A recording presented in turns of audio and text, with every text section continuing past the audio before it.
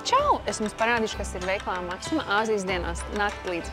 Šīs ātri pagatavojamās nūdeles ir ļoti labs ātrs maltīšu veids, jo tur var pielikt olu vai lociņas, sezama sēklas, jebko, un katru reizi garšos savādāk. Un, ja jums garšo nūdeles tikpat ļoti, cik man, pēciet obligāti šīs 5-pakas, jo tad viņas ir tik izdevīgas. Ejam tagad meklēt trako trusi. Un beidzot Latvijā ir pieejams īsts kimči pastētais trakais trusis. Un, ja jūs gribat izmēģināt beidzot paši savu suši, tad būs gan rīsi, gan nori lapas, gan īstā mērcīta.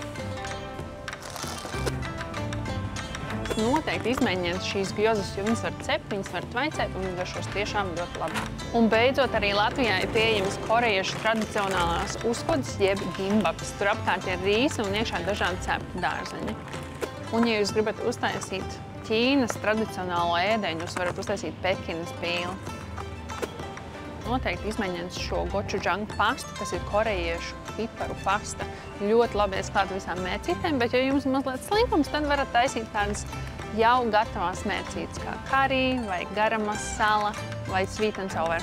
Un pak choi salāts ir klasiska Āzijas sastāvdaļa, ko lieto zupās, vokos, salātos noteikti izmēģiniet. Ejam mājās gatavot tālāk Āzijas maltīti.